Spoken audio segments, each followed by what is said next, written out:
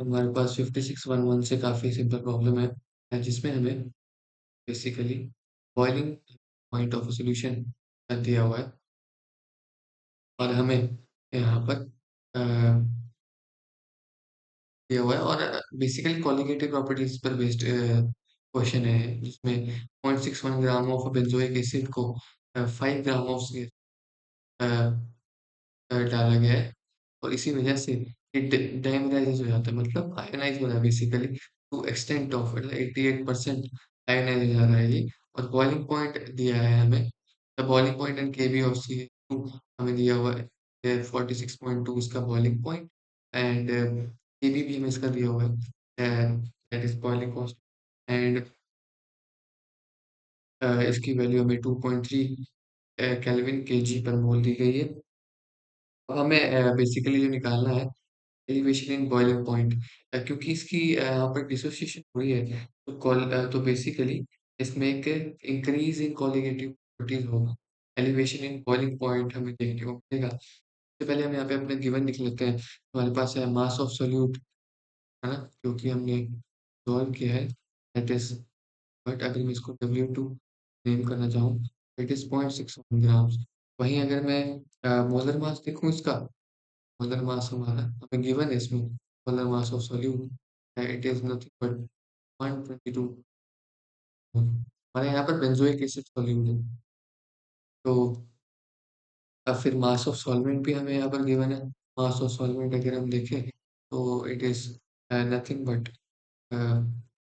W1 and value is 5 ग्राम यहाँ पे solvent जो है इज 2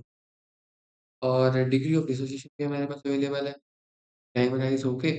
88% डिसोसिएशन हमें अचीव हो रही और ज़्यादा डाइमराइज हो रहा है एसोसिएशन हो रही है डिसोसिएशन नहीं माय बैड एसोसिएशन हो रही है यहाँ पर तो अल्फा की वैल्यू डिग्री ऑफ एसोसिएशन हो रही है और 88% यहाँ पर 0.88% यहाँ पर एसोसिएशन और बॉइलिंग पॉइंट दिया है हमें प्योर सॉल्वेंट का pure solvent remember this is pure solvent है ना दिस इज ये हमें गिवन है प्लस हमें मोल एलिवेशन कांस्टेंट भी दिया है यहाँ पर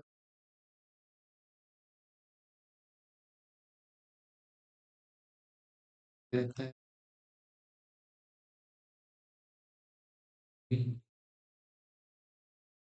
केल्विन केजी पर है ना ये सब हमें गिवन है अब इस बेसिस पर हम इस क्वेश्चन को वापस देखें तो हमारा पहला स्टेप यहाँ पर रहता है वेंट हॉफ फैक्टर कैलकुलेट करना वेंट हॉफ फैक्टर क्योंकि हमें हमारा जो बेसिक फॉर्मूला है वो क्या है अगर हमें एलिवेशन इन बॉइलिंग पॉइंट निकालना है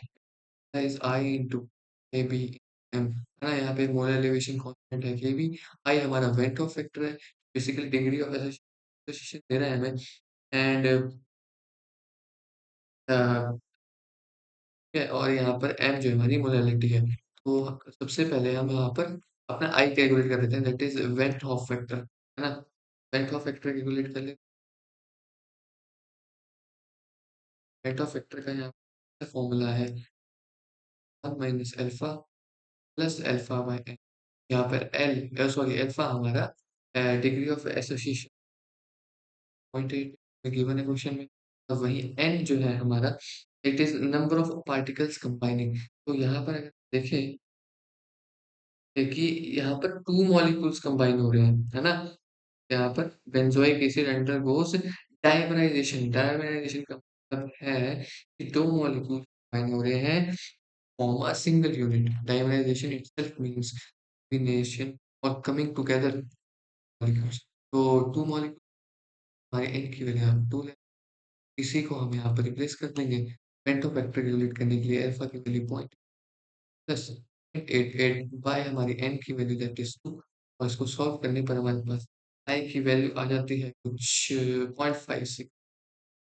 this is our i value और फर्दर हम ये वाला स्टेप 1 वेंट फैक्टर कैलकुलेट किया। अब फर्दर अगले स्टेप में हम मोलालिटी निकालेंगे, है ना? हमारी अगली चीज़ इसमें मिसिंग है वो मोलालिटी है ना? तो मोलालिटी निकालने के लिए सिंपल फॉर्मूला है मोलालिटी का that is number of moles of solute upon simply is mass of solvent kgs ये हम लगाते हैं।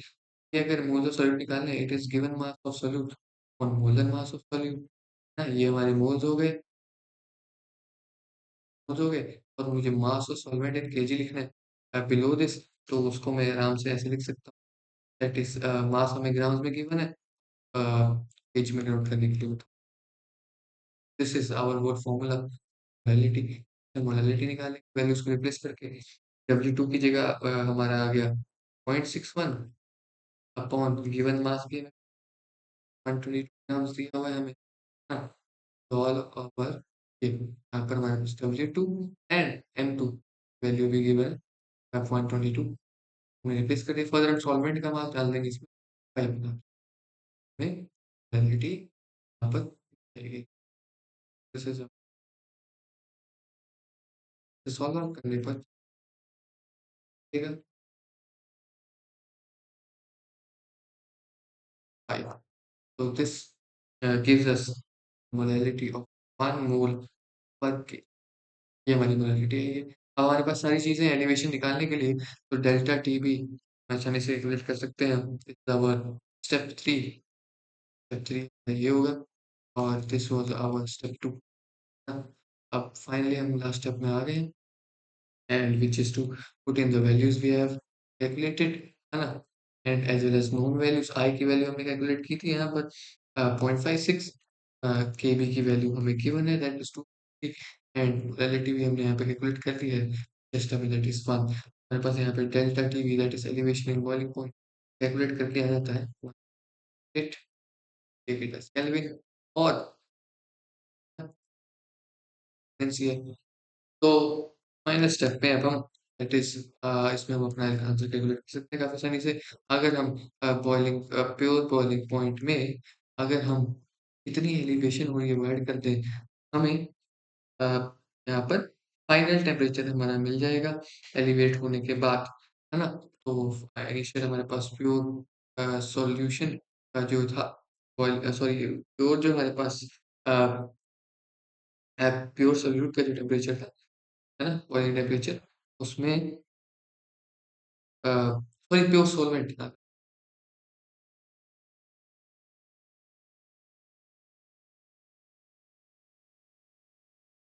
अब इसमें हमने डेरिवेशन हुई सॉल्यूट के ऐड करने के बाद, अगर हम इसमें ऐड कर देंगे तो हमें एलिवेटेड बॉइलिंग पॉइंट यहाँ पे मिल जाएगा, that is nothing but it comes to be I think 4 Celsius.